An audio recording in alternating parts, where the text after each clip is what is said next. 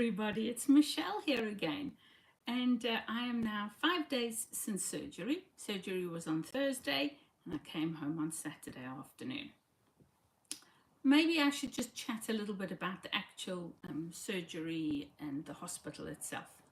The hospital I went into was the Alexandra Hospital, which is in Cheadle near Manchester, and absolutely first class service, honestly. The comparison between most of the local hospitals, the NHS hospitals, and theirs, just night and day, really. Everybody is so cheerful, very happy, more than keen to help you with absolutely anything you want. And they really did make me feel comfortable and at home. It was just a wonderful experience, all in all. I went in when I was told I'd go in. I didn't have anything cancelled, and they're one of the hospitals that was a green hospital. I can't remember if that's what they called them, but anyway, it was a hospital that was COVID free during COVID, and they continued to service the country for important surgeries and cancer treatments and stuff like that, which couldn't go ahead in a lot of the other big hospitals as well. So they are very clued up on cleanliness. The place was wonderful.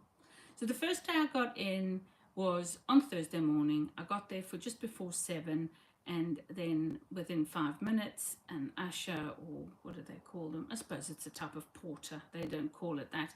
Took me up to where my room was and got us settled in, and immediately people came in and out. I mean, it's a constant rush of people coming and going, and testing you for this and testing you for that, making sure you're okay, making sure you've got everything you want, taking all of your pre-op readings, making sure your heart's okay, your lungs are okay, high blood pressure, everything you can imagine. And also food, what do you want to eat?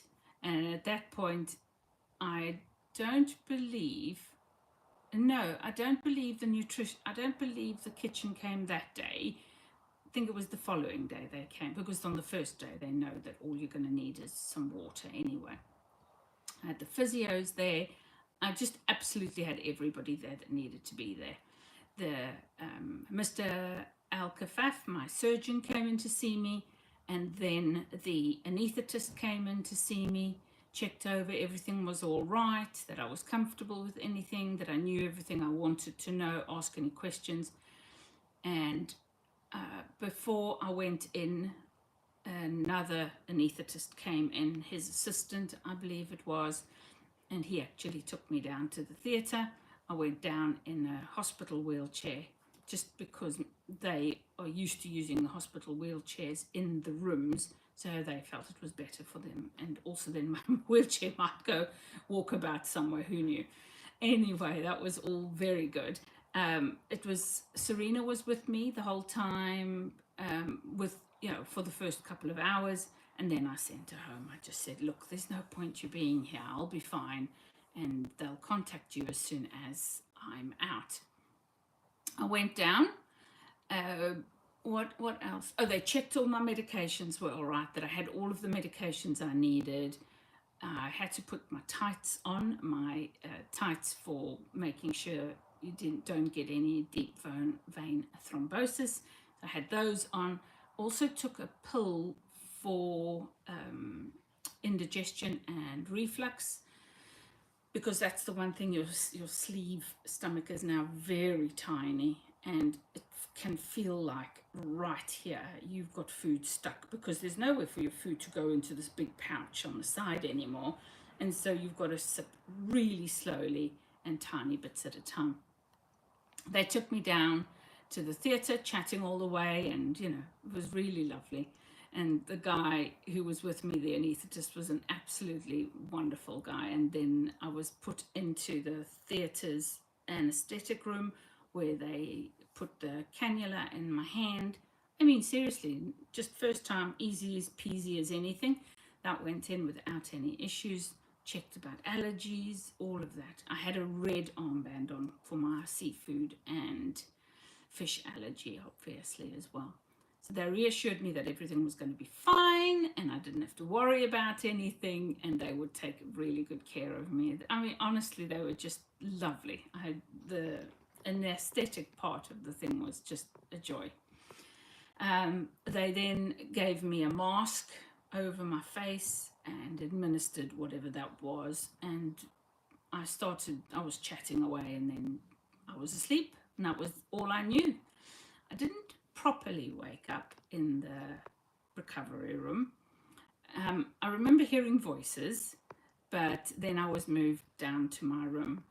But I was saying to my daughter, it feels really sad because for me, they get none of the glory at all post-op.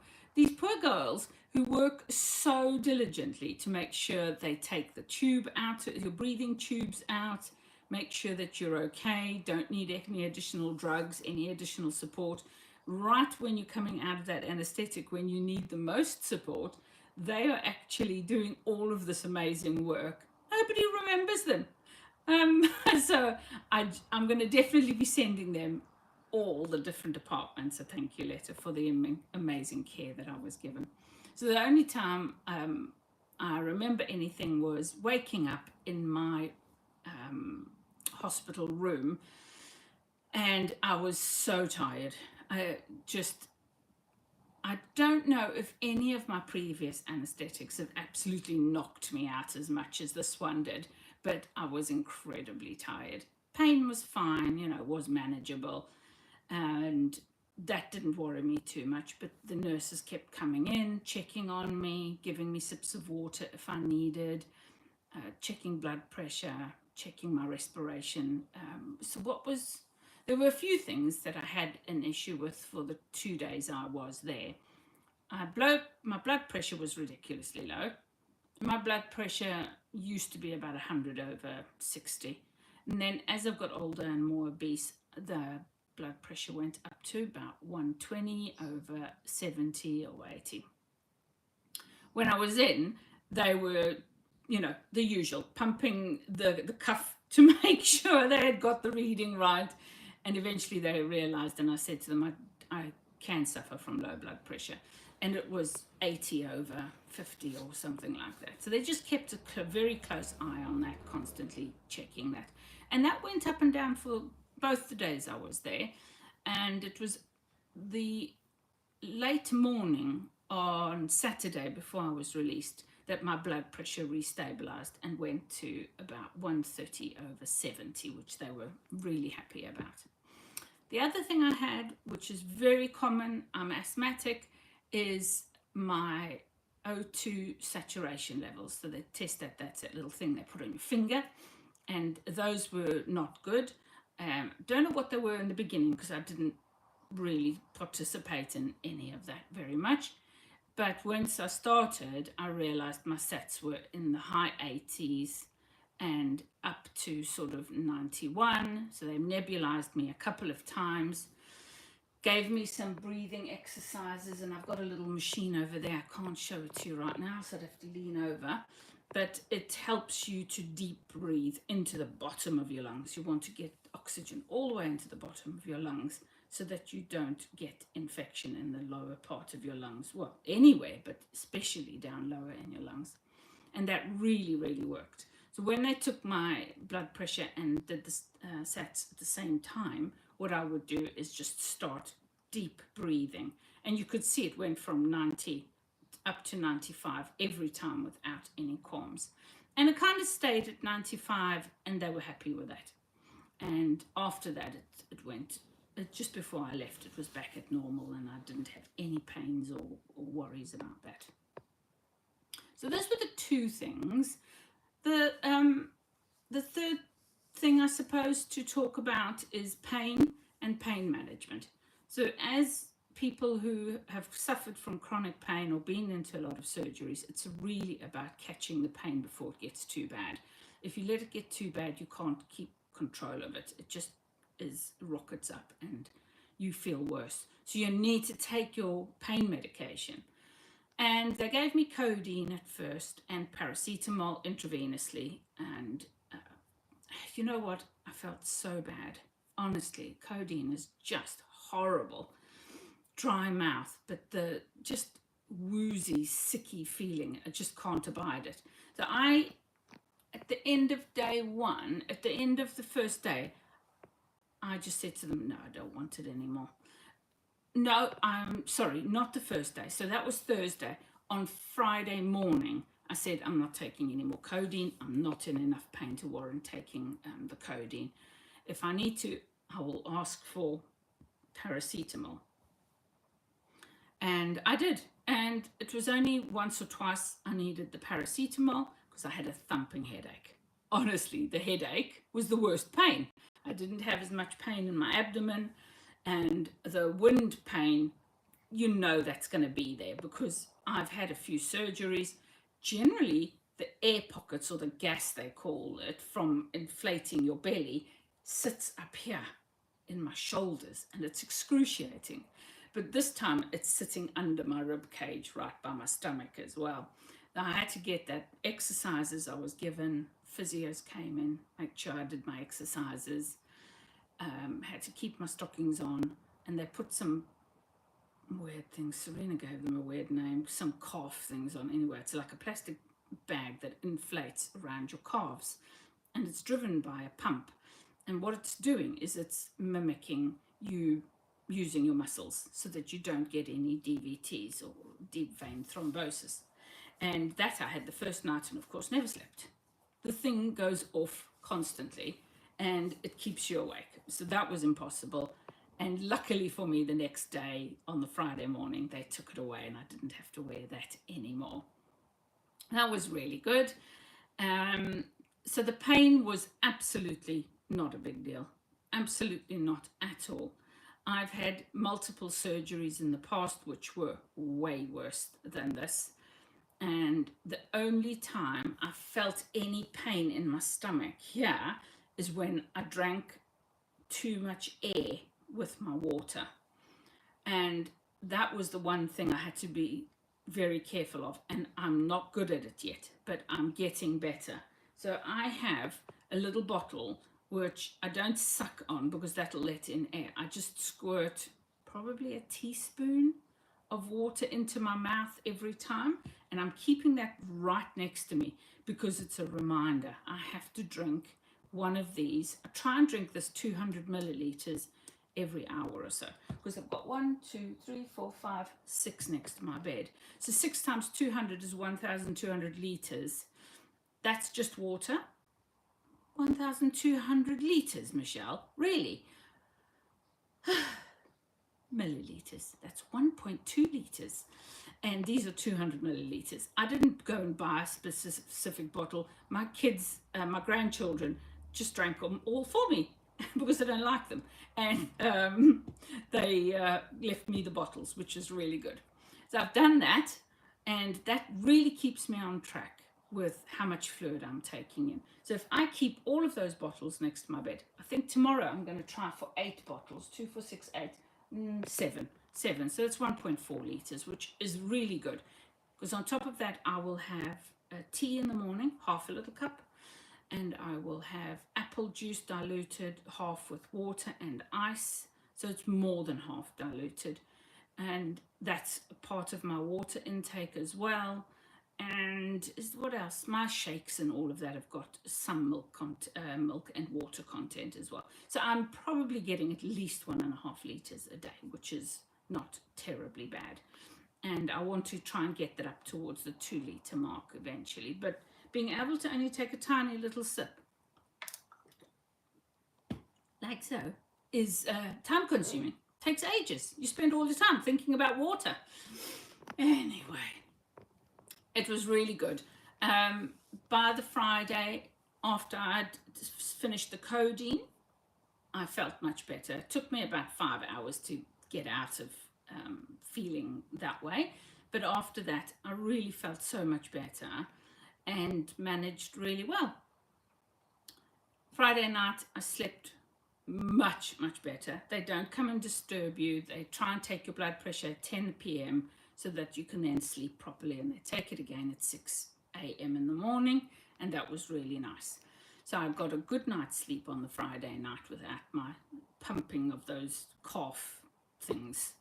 So that was really good.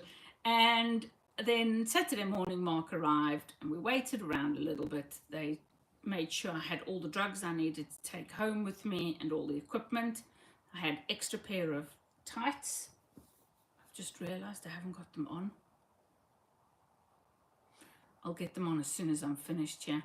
I got an extra pair of tights, so when I showered last night, I washed the pair I had on, and I forgot to put a new pair on. I was so tired by the time I got out the shower, even with the help of hubby, so it was exhausting.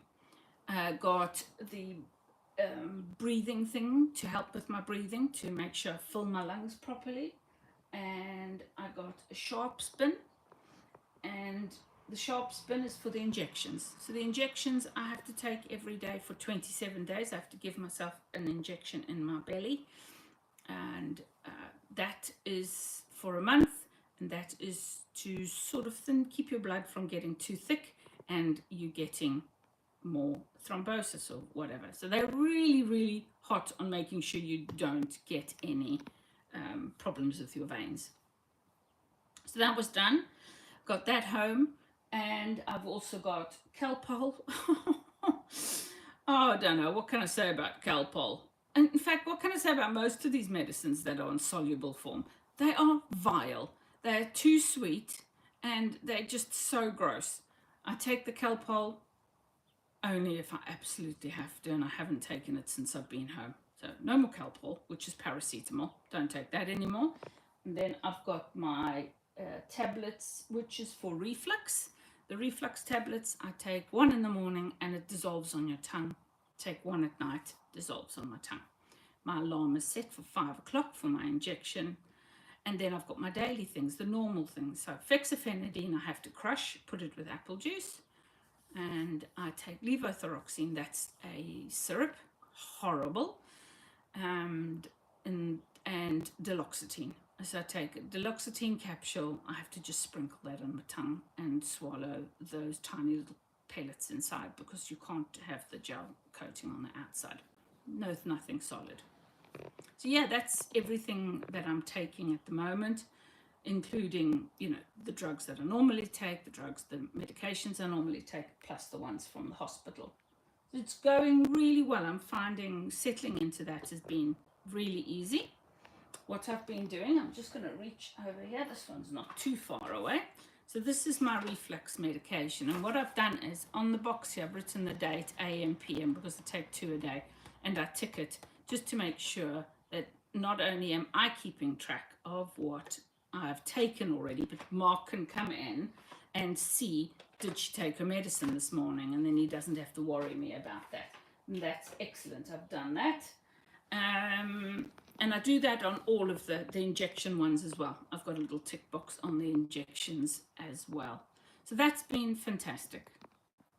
Now, what's not been so great has been trying to decide what to eat. When I say eat, in the inverted commas thing, drink clear liquids that are going to provide you with protein, calories, nutrition. Honestly, I thought I'd done research to the nth degree and back again. Probably all forgotten.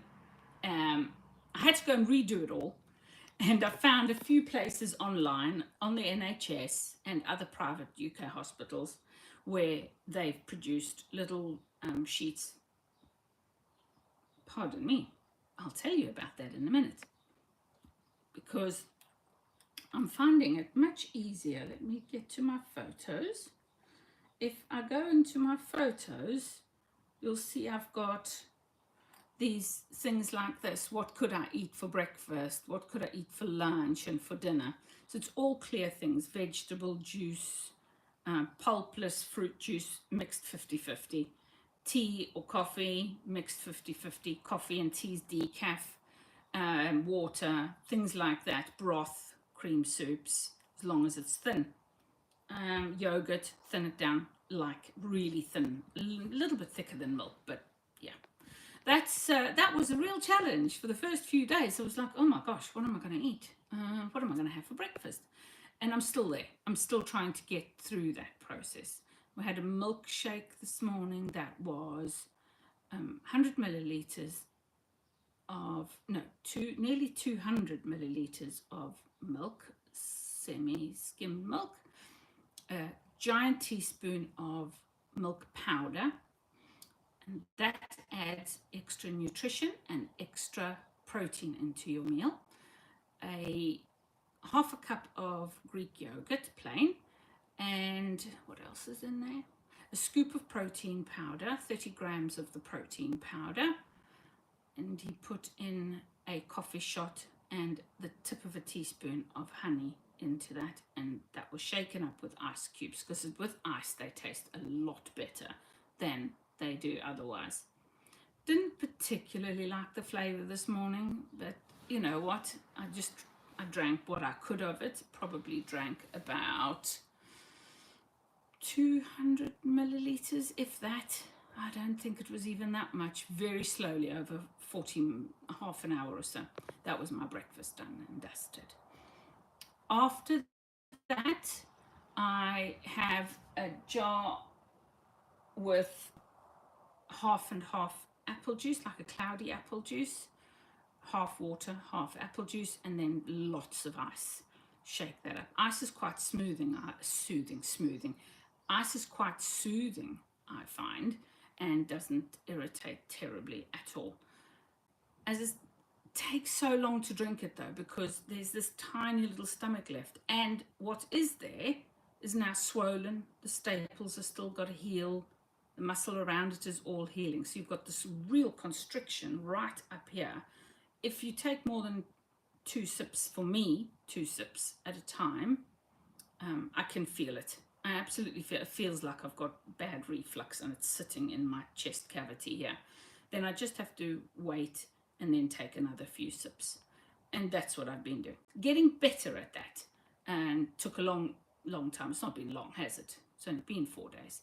But it is getting better. I'm learning that I have to be really steady, slow, cautious with whatever I'm taking in. And that's been really good. I've absolutely loved the apple juice. Yesterday, I think I had an ice lolly, which was fantastic.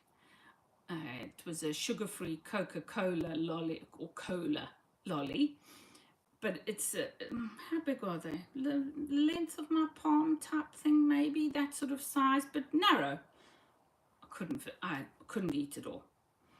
I had said to Mark today, if I have one, if he can break half of it off, put that into a glass or something for another time, I'll have it the next day.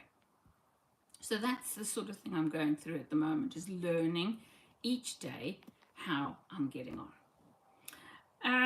Any questions, please ask, and I'll try and answer, because I obviously haven't told you everything. And it's, you know, obviously if you're thinking of surgery, or you've been through surgery, or you're going to go for surgery, it's already booked in, I'll try and answer from my experience anyway what it was like. What else?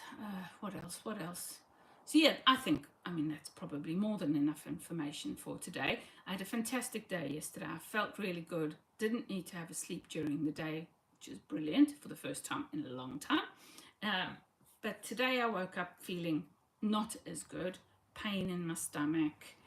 But you know what? I've found every time I've been ill, you have the highs, you have the lows, and gradually the highs and lows flatten out until you're feeling back to some sort of normality again. And there you go. That's what it's been exactly like for me. So ask any questions. I will try and respond for you. Yes, that's it for today, everybody. Any more information you need, I'm happy to help. Have a wonderful afternoon and a wonderful rest of the day. Take care. Bye.